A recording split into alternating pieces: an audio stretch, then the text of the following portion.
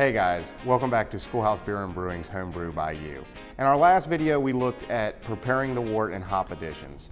Our beer is still sitting at 220 degrees, and in this video, we're gonna look at sanitizing, cleaning our fermenters, and chilling our wort as quick as possible so we can pitch our yeast. In earlier videos, we talked about how yeast is a living organism and it needs a nice place to live, clean and warm. So the first thing we're going to do is reduce the temperature of our wort from about 220 degrees to about 75 degrees as quick as possible. The longer it takes to get to a temperature to put the yeast in, the greater of a chance of ruining the batch with all flavors. There are a couple of ways to achieve this temperature. We're gonna look at two of them, an ice bath and a wort chiller.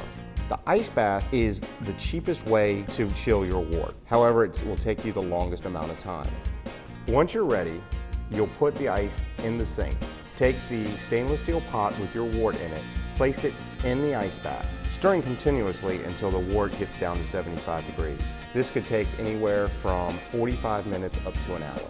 One of the things that you have to remember, anything that touches the beer from this point out has to be sanitized.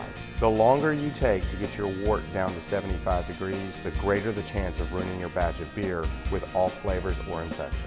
Your second option is an immersion wort chiller. An immersion wort chiller uses cold water running through a copper tubing, chilling the wort from the inside out. You hook the wort chiller up to a water source, turning it on. The water runs through the copper tubing, cooling the wort. As the water goes through the copper tubing, it pushes out hot water, reducing the temperature from the inside out. A great practice is making sure that your wort chiller is sanitized also. To do this, place the wort chiller in the boil about 15 minutes before it's finished. At this time, we're going to start looking at cleaning and sanitizing our primary and secondary. To clean, we use something called PBW. It is just a cleanser. To sanitize, we're going to use an acid-based food-grade sanitizer called Star San. We add 1 ounce of Star San for every 5 gallons of water. Add the Star San to your fermenter and let it sit for about 5 minutes. This kills everything inside of it. Then what I do is transfer it over to our secondary carboy and let it sit in that until we use our carboy so we don't waste any of the Star San.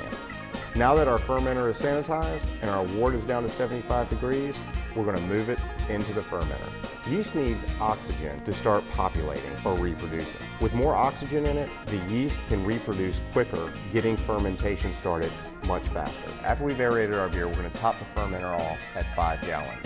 We're going to take our original gravity now.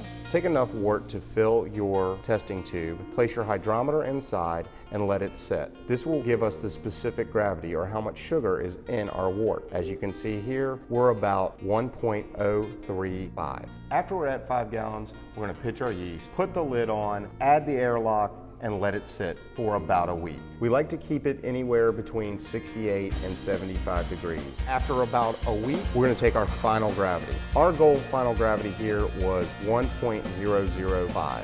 Now we're gonna move to secondary.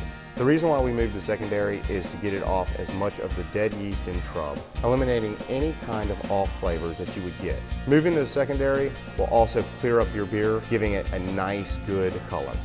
We'll let it sit in secondary for about 2 weeks. In our next videos, we're gonna look at the bottling process, and guess what?